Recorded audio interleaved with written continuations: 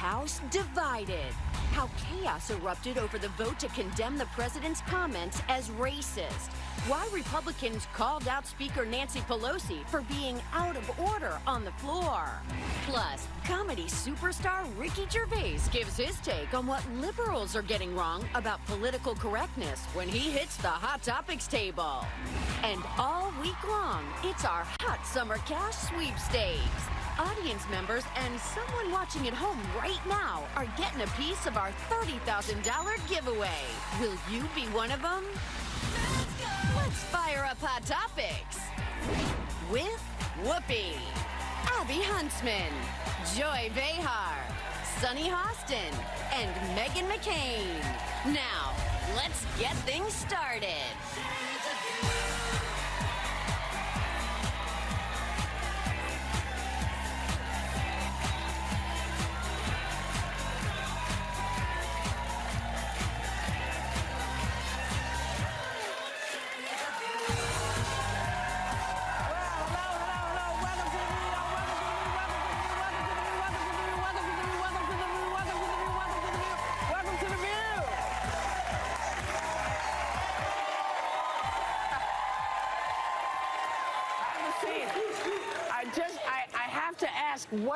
What does it say? The Big Easy?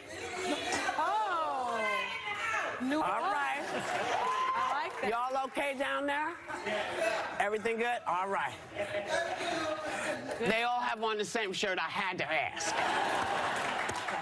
So yesterday, the House voted on officially condemning you-know-who in the White House for making racist comments. But things took a very bizarre turn first, even more bizarre than what we're doing. Take a look. These comments from the White House are disgraceful and disgusting, and the comments are racist. I urge a unanimous vote and yield back the balance of my... I was just going to give the General Speaker of the House if she would like to rephrase that comment. I have cleared my remarks with a parliamentarian before I read them. I make a point of order. The gentlewoman's words are unparliamentary and are ready to be taken down. So apparently, they did end up voting to condemn what he said, but also called out Speaker Pelosi for being out of order because of a precedent dating back to Thomas Jefferson that says you can't insult the president's character on the floor. Oh. Now, I don't know. But if they're calling him a racist, that seems to be just a description.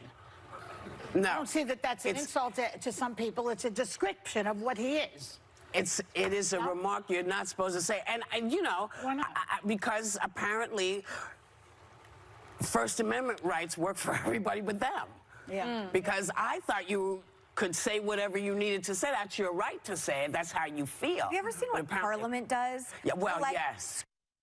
I hate you. Like, it's nothing like what happens here. No, but it was really interesting because I can't remember the last time I saw that happen. Well, it was 100 years ago. I wasn't there. Years ago.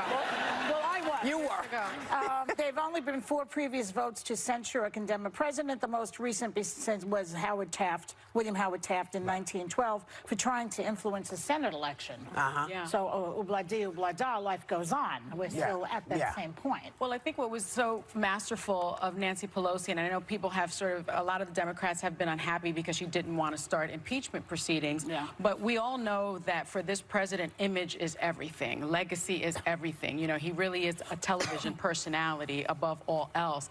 And now it goes down in history. He goes down in history as the racist in chief. This is historic. It's going to go down in history. It's part of the historical record. And I think that's why you saw so much pushback from the Republican from Georgia, Doug Collins. He's saying, let's strike the record, let's strike the record. Well, the record wasn't stricken. He is going down as a racist. And I thought what was also so impressive and was John Lewis. I mean, John Lewis said, I know racism when I see it. I know racism when I feel it. And at the highest level of our government, there's no room for racism. Let me tell you, when John Lewis says you're a racist, right? Because he was at the forefront of the civil rights movement. And I'm just surprised that it wasn't a unanimous vote. But there's a huge swath of people in this country who don't think that was racist, and those are the ones who are going to vote for him again. They're there. But Can't you know deny what? it. But they've always been there. Listen, this is not new. this is not new. We've fought this, we've marched, we've fought it, and we're going to have to keep fighting it. I thought we would have a little respite. No. You know, but apparently not. But you know what? We are a country that is looking at how people are responding to this, the powers that be, and saying, did you stand up to tyranny when it came? Those are the questions people are going to ask. No, you know, we don't have any tea to dump in the harbor, you know. But there's a problem, and now it's once again in everybody's face. So will it shift? Who knows? But another person who's desperately trying to talk around this issue of his racist comments is your favorite. Someone you want to be in an elevator with, Kellyanne Conway. Take a look. If the president was not telling these four congresswomen to return to their supposed countries of origin, to which countries was he referring? What's your ethnicity? Why is that relevant to this? No, because I'm asking you a question. My ancestors are from Ireland and Italy. My own ethnicity is not relevant to the question I'm asking. No, it is, because you're asking about, he said originally. He said originally from. She's sweating. She's having a meltdown. She's a mess. She said she meant the question as no disrespect. So what point was she attempting to make? That's what she said. I'm not sure. Yeah. I don't really care because it's so tone deaf, and especially given the comments the president said on Twitter. What I will say is her husband is one of the most adamant, outspoken.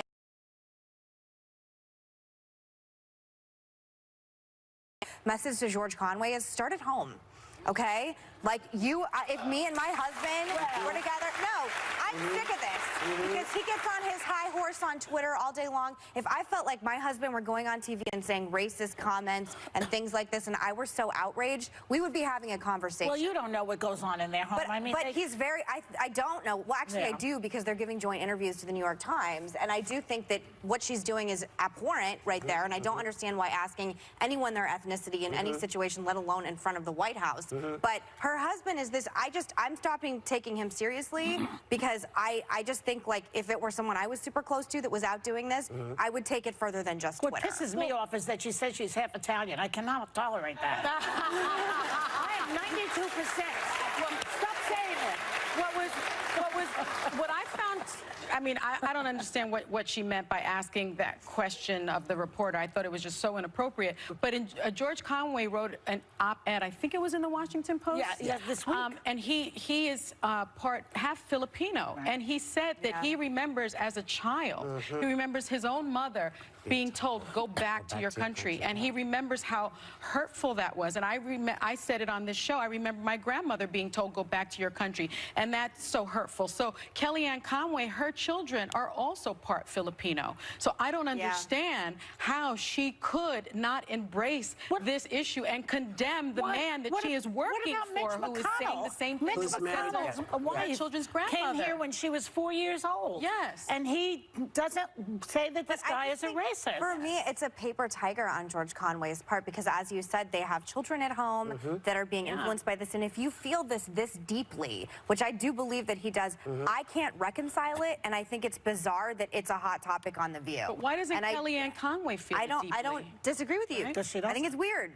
And I think it's okay for us to say it's weird. Like, I know they're, like, sensitive about it, but... Who's sensitive? Nobody Kellyanne tells me Conway anything. and her husband are sensitive about it. Nobody tells me anything. I told her when she came on this show before, when she first started working for him, I said to her, get out now, Kellyanne. Yes. You still have a window to get out. Actually, what she said is, you still have a soul. What did she say? That's what she said to her. Did I say that? Yes, she did. Say back. She said, what am I going to do? You know, like, in other words, she doesn't have any other job options that are this good. Basically. Well, if she thought they were bad then, when she gets out this time, it's going to be even worse. We'll be back. That's true.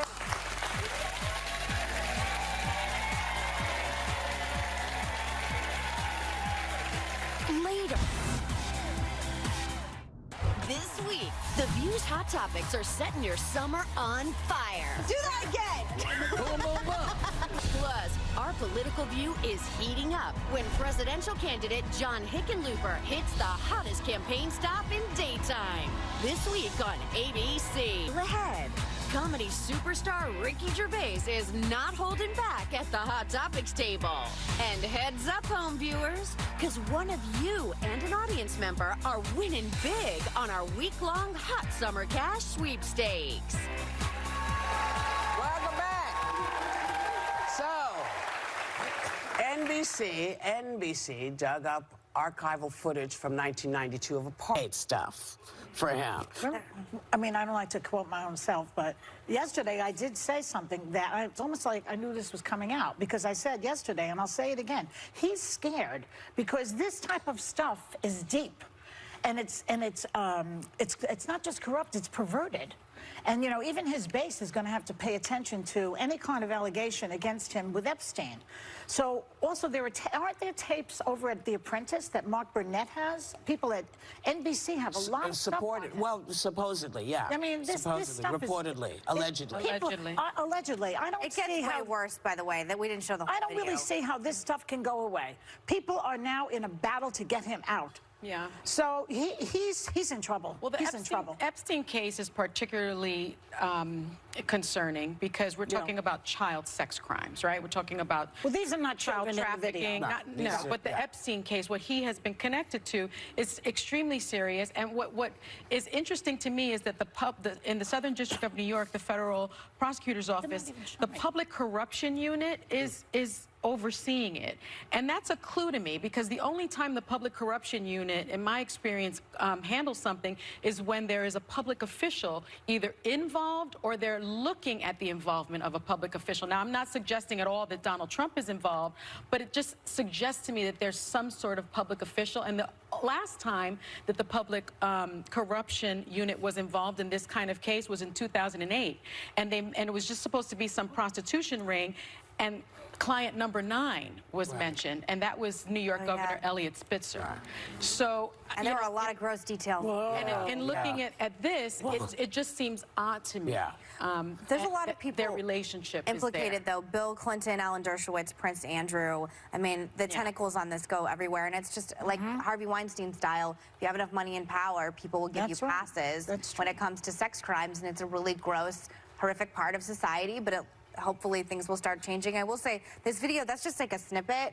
The video goes on and on. And if you're a woman who's ever been to a gross party, which I'm sure every woman in here has, it's like the exact situation you never want to be in, where it's like he's licking his lips, he's like going behind a woman. It's just the thing that's really sort of enraging about this is that it seems that because you can't hold a president's feet to a fire when he has exhibited the kind of behavior that we would normally look into.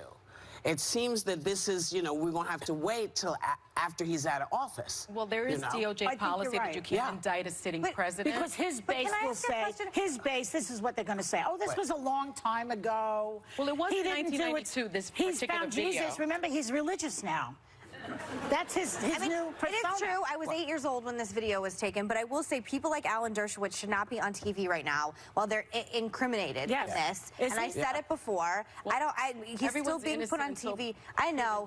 I know everyone's innocent until proven guilty, but I do think when you're talking about child sex crimes, there's another level of inhuman. Again, I'm not a lawyer. Let's see those tapes. We have to see what else is going to come out. I mean, again, you know, they could bring out a zillion tapes, and they are not going to do anything while he's sitting there. And so I like the idea that he's now going to have to pay attention and try to stay in so he doesn't end up sitting in front of a grand jury. I do think, you know, if there is a situation when a president is involved in child sex crimes, you got to rethink that. But wait a minute, let's make sure that we're very clear. There's no indication that not this president, but if there is ever a situation where there is a crime, where there is the possibility that you've got to change the law. You have to change the law. Wait, you got to read this thing. Okay. All right. The November 1992 tape in the NBC archives shows Trump with Epstein more than a decade before Epstein pleaded guilty to felony prostitution charges in Florida. Epstein has pleaded not guilty to charges of sex trafficking. Trump has said he wasn't a fan of Epstein and that the two haven't spoken in 15 years. Really? And that's the thing. I mean, this was a long time ago. Our producer says I have to say that they socialized with them, but they weren't implicated with them. Socialized with Epstein, and that's it. Have not been implicated with anything yet. They haven't. He hasn't been implicated. I think we made that clear. You know, since this tape came out, just watch to see what the distraction from Trump from the White House will be now. Now it'll be something about AOC or something about the gang of whatever they are. It's already happening. But just listen, watch what they do. It's not that this is going to go on and on because they have to do all the stuff they have to do because they need to make this last so they get every little piece of things so that when they put this man behind bars, whoever it is, he's gone. Epstein, you mean? Yeah. It doesn't make the video less gross. No, it doesn't. No matter make how the many video... legal notes we say, women can watch that and see how gross it is. Yes, but we also have to make sure that we're not saying that we're implicating anyone. He was a bachelor at the time, wasn't? Yes, Trump wasn't married. I don't know. He was between wives, probably. I didn't go with him. We'll be right back. He would never go with me.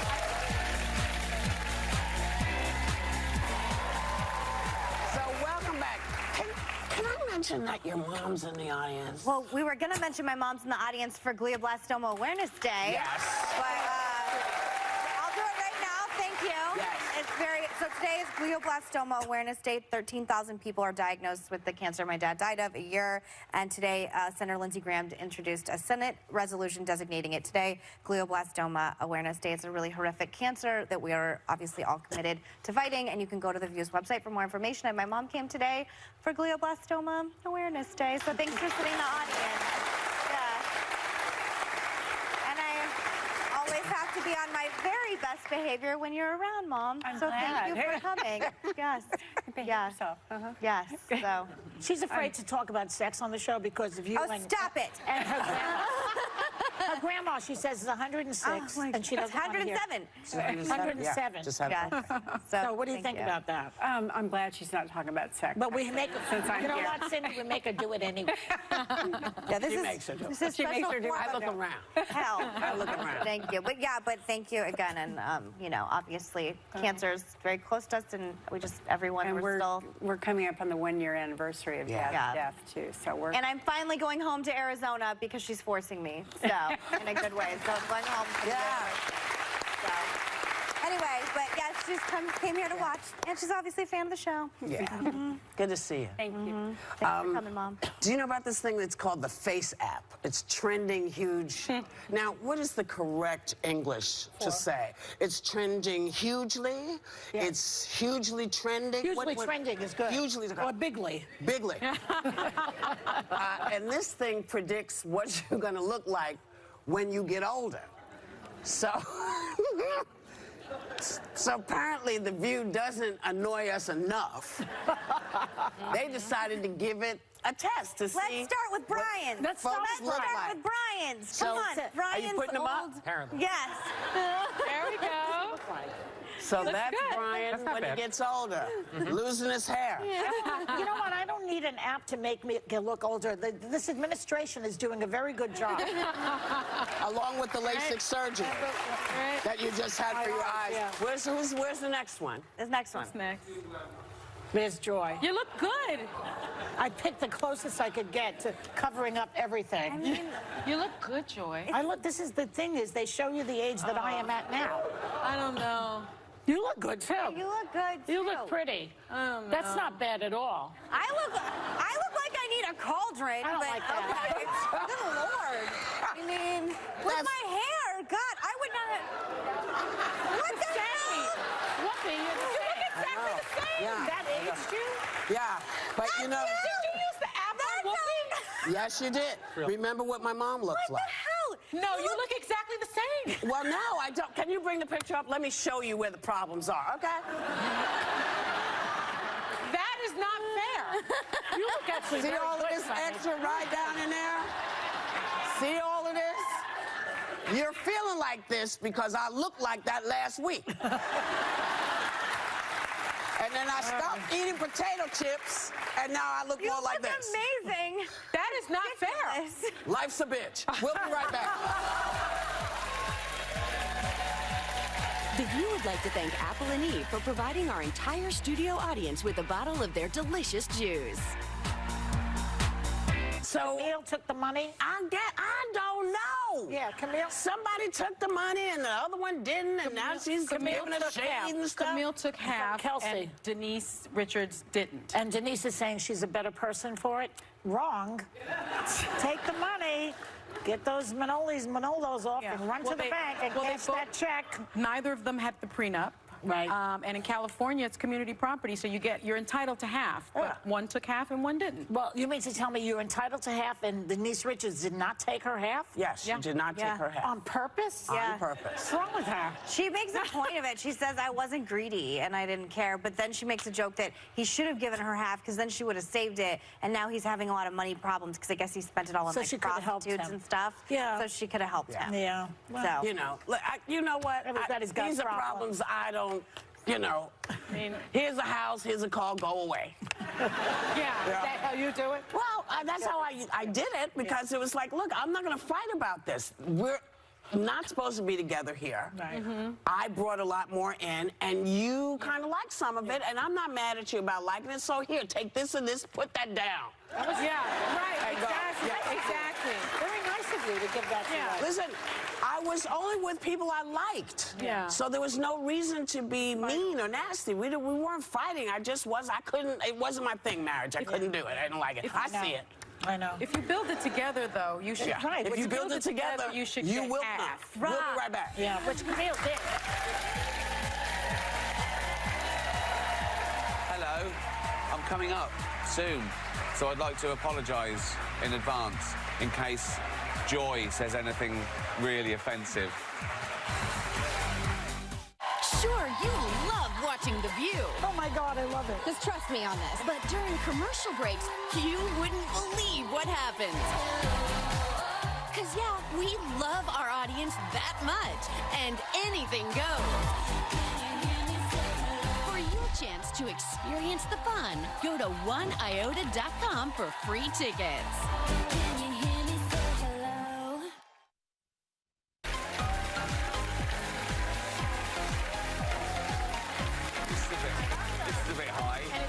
You want a hand up? I've got such short legs. Come on, this could be. No, I can do it. That's why you do it. got that. Yes. I know. Not easy. They do it too high. They're not It's like yeah. getting on The a horse. table's going to go over. Oh, Boing. thank Oh, you. wow, you're so... I know. Why am I this high? All right, I'm sorry. I'll get higher. Get higher. Because I left you something in the... No. Anyway. Like a toddler. Yes. At a restaurant, right. We all saw these age versions of ourselves from the Face app earlier. Apparently, they wanted to irritate you as well, so they've done one of you. I think you look handsome. I'm happy with that. Yeah. Distinguished. You look the same. Still happy. I know. Still have hair. You look good. I don't know what age that's meant to be, but I doubt I'll be that in shape whenever that's meant to be. Looks good. That's quite flattering. I like that. Do we know how many years it's supposed to be? Is it 40? Old. It's pretty old. just old. Just yeah. old. I'm aging like a bad banana in that thing, so don't worry. I feel old now, so yeah. I feel lucky to be alive now, so that's good. Something to look forward to. Yep. Well, you've had so much success since The Office premiered 18 years ago this month, by the way. Isn't it? And you Crazy. rose to fame as David Brent on that show. And actually, you reached fame at the age of 40. Yeah, I think I filmed that at about 39, 40, Yeah, and 39, 40. yeah, I. Do you remember life before that? That's considered a late bloomer. Yeah. Well, I suppose I had a whole life. I think I tried to be a pop star and I failed miserably. It was Not all over. miserably. Well, it was fun. It was fun failing. Yes. At 21, 22. Then I got a normal job in an office. Oh, And so it turned out well, but I wasn't trying, you sort of fall into these things and then you sort of grab a hold. But it was good. And I remember when I was I met Jane at college, and so through my 20s we had no money at all, and we lived in an apartment that was so tiny, right? It just had a bed. I could open the fridge from the bed.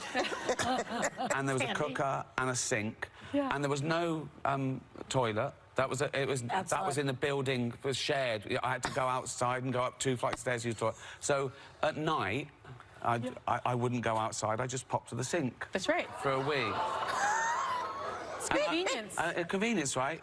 And I remember Jane in a sleepy haze one night going, "Oh, at least take the dishes out first."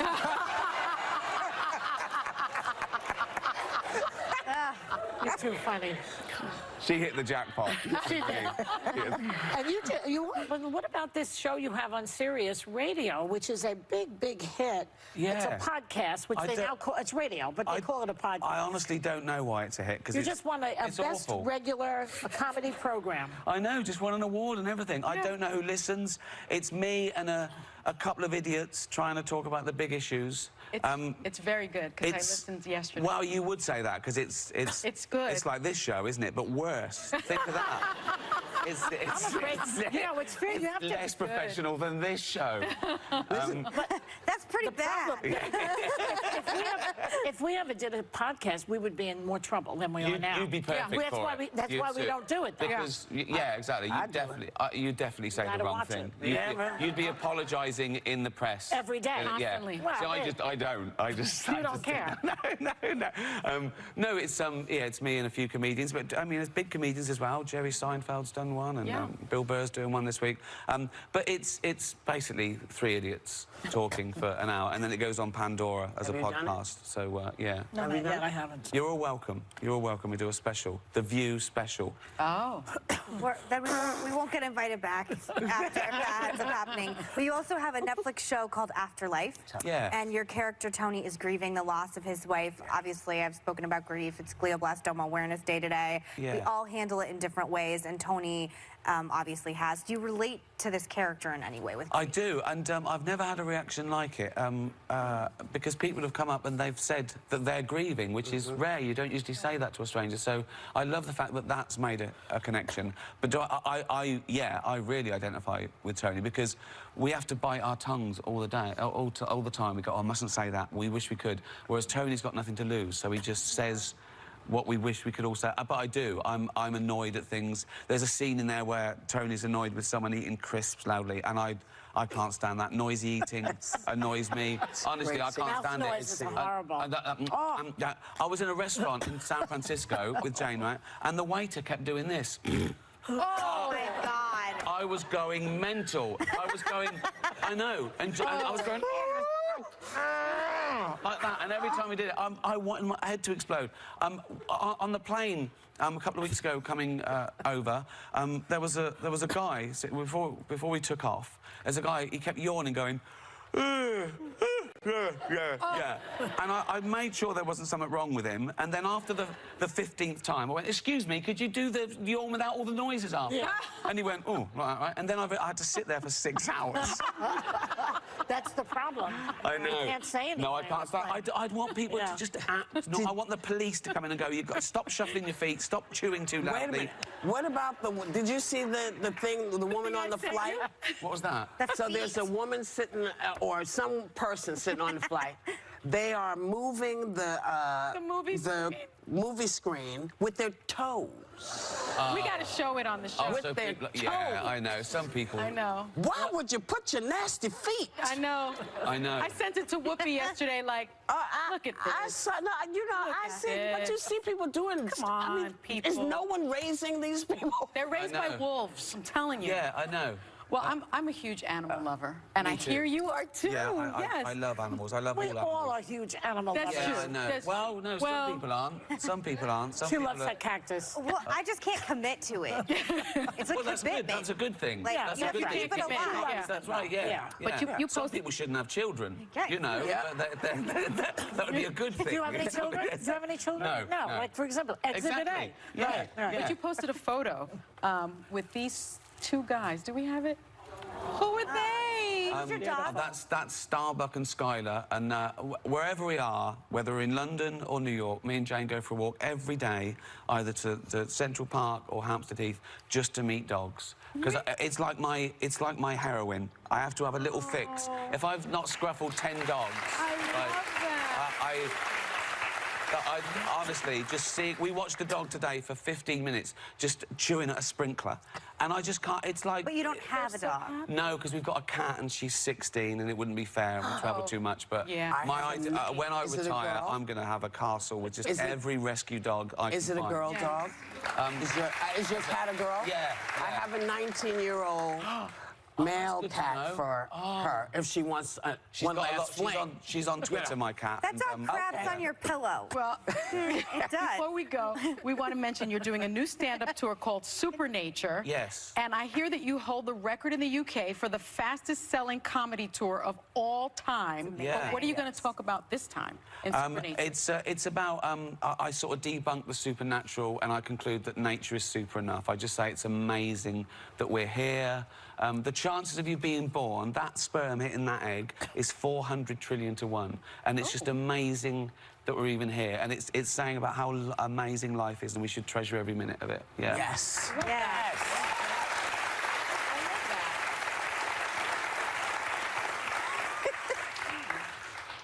Thanks to Ricky Gervais. Check out his radio show. Ricky is deadly serious on Sirius XM, and his show Afterlife is streaming on Netflix now, right now, while you're sitting here. Tickets go on sale for his Supernature tour on July 26th. We'll be right back. One of you watching at home right now and an audience member are about to get a piece of our week-long giveaway of $30,000. The View's Hot Summer Cash Sweepstakes is picking winners right after this.